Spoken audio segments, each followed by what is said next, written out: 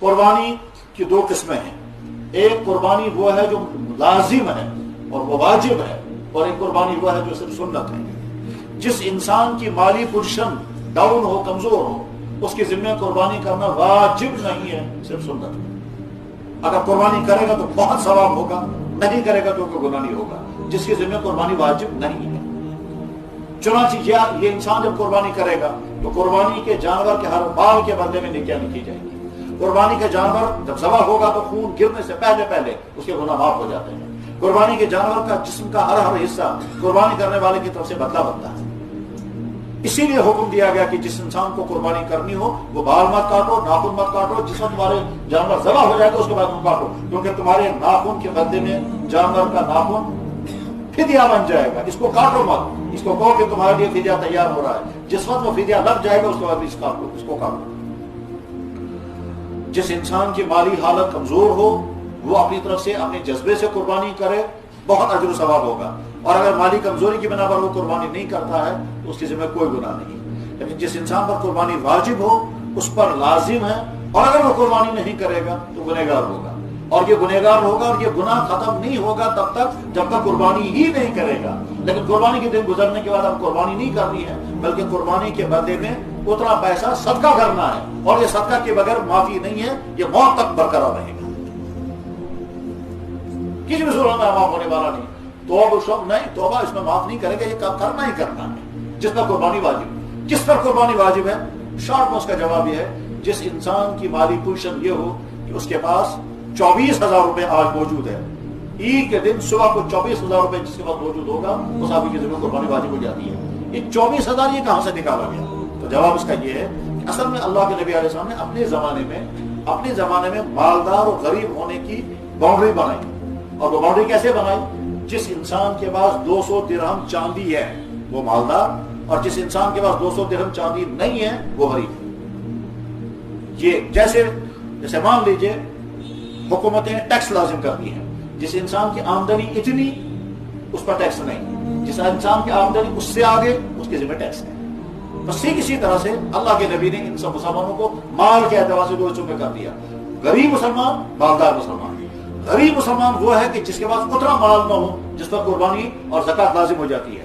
مالدار مسلمان وہ ہے جس کے پاس اتنا مال موجود ہے کہ جس پر قربانی اور زکوٰۃ واجب ہو جاتی ہے. یہ مالدار مسلمان ہے. وہ کتنا؟ تو جس انسان کے پاس 200 درہم چاندی، اس زمانے میں درہم ہوتے تھے اور چاندی ہوتی تھی، تو جس انسان کے پاس 200 درہم کی چاندی یا اس کا پیسہ موجود ہوگا اس پر وہ مالدار مسلمان ہے. اب آج چونکہ درہم نہیں ہے، درہموں کا دور ختم ہو گیا تو تولوں کا زمانہ شروع ہوا تھا. تو زمانے میں تولوں سے حساب کرتے تھے، تو ایک محتاط حساب لگایا گیا. جس انسان کے پاس 52.5 تولہ 52.5 تول چاندی جس کے پاس ہوگی وہ مالدار مسلمان ہے، اس کو قربانی کرنی ہوگی. اب آج تولے بھی نہیں رہے، اب آج جو ہیں وہ تو گراموں کا زمانہ ہے. اب جب ان تولوں کو گراموں میں کنورٹ کیا گیا وہ 612 گرام چاندی بن گئی. تو جس انسان کے پاس 612 گرام چاندی ہوگی، جس انسان کے پاس 612 گرام چاندی ہوگی وہ انسان مالدار ہے. اب ایک شخص یہ کہتا ہے کہ جی میرے پاس چاندی تو نہیں، میرے پاس کیش رقم ہے. تو جواب آئے گا کہ اگر آپ کے پاس اتنا پیسہ ہے کہ آپ 612 گرام چاندی خرید سکتے ہیں، یعنی 200 درہم چاندی آپ خرید سکتے ہیں، تو آپ مالداروں کی لسٹ میں آ گئے، آپ کی ذمہ قربانی لازم ہوگی. ہمارے معاشرے میں جہاں بہت سارے مسائل میں بڑی کوتاہیاں ہیں، وہیں قربانی کے لازم ہونے میں اور اس سلسلے میں بڑی کوتاہیاں پائی جاتی ہیں. یعنی ایسا بھی دیکھا گیا کہ ایک انسان عید کے دن 10-20 ہزار روپے خرچ کرنے کو تیار ہے، قربانی کرنے کو تیار. اس میں بھاڑے ڈھونڈتا ہے، بقید کس قربان، ایسے مجبور 10 قسم کی قربانیاں.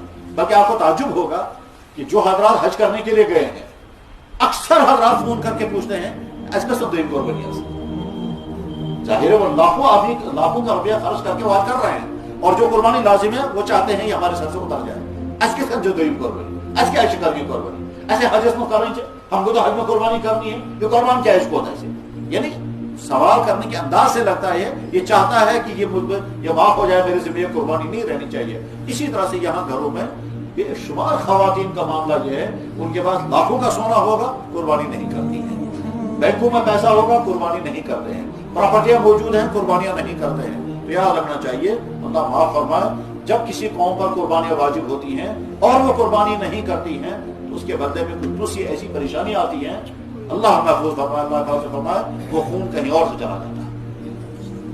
اس لیے ہر ایمان والے کو اچھی طرح سے معلوم کرنا چاہیے کہ میری مالی پوشن یہ ہے، اب مجھے بتایا جائے مجھ پر قربانی واجب ہے یا نہیں۔ اگر قربانی واجب ہے تو کرنی چاہیے، اس میں ڈرنا نہیں ہے کہ اتنا اس کے آس پاس میں بغیر پہنچ نہیں۔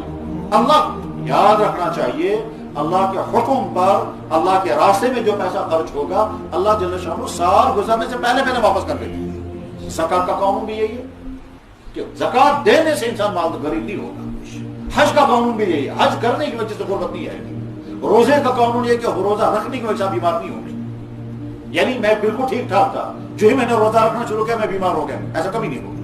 بیماری کی وجہ سے روزہ معاف ہو جائے یا روزہ ڈیلے ہو جائے وہ تو ہو سکتا ہے، لیکن روزے کی وجہ سے آدمی بیمار ہو جائے ایسا کبھی نہیں ہوگا۔ اللہ کا حکم پورا کرتے کرتے بیمار ہو جائے نہیں ہوگا۔ اسی طرح سے زکات دے کر انسان غریب ہو جائے ایسا کبھی نہیں ہوگا۔ قربانی کر کے انسان غربت آ جائے کبھی نہیں۔ ہاں انسان لالچی ہوتا ہے تو دیکھتا نہیں ہے۔ اس لیے بس پہلا مسئلہ یہ ہے کہ ہر آدمی کو سمجھنا چاہیے کہ معلوم کرنا چاہیے کہ میری مالی پوشن یہ ہے، میرے گھر کی پوشن یہ ہے، مجھے بتایا جائے مجھ پر قربانی واجب ہے یا نہیں۔ اگر قربانی واجب ہو گئی ہے اس کو ادا کرنا چاہیے۔ اگر چھوٹا جانور مہنگا لگتا ہے اور اپنا افورڈ نہیں کر سکتے، بڑے جانور کے ساتھ حصے ہوتے ہیں، ایک حصہ اس میں سے لے سکتے ہیں، وہ 3-4 ہزار روپے تک کا ہو جائے گا، یا اور اچھا جانور لیں گے۔ ویسے شوق والے تو کیا کرتے ہیں، آج قربانی کی اگلے دن دوسرا جانور خریدا اگلے سال کے لیے، اور پورے سال اس کو پالیں گے اور محبت کے ساتھ پالیں گے اور شوق کے ساتھ پالیں گے۔ اس کے بعد پھر خوشی ہو خوش کر کے پھر ذبح کرتے ہیں ان کو، یا اللہ میں نے آپ کے نام پر جانور ذبح کر دیا۔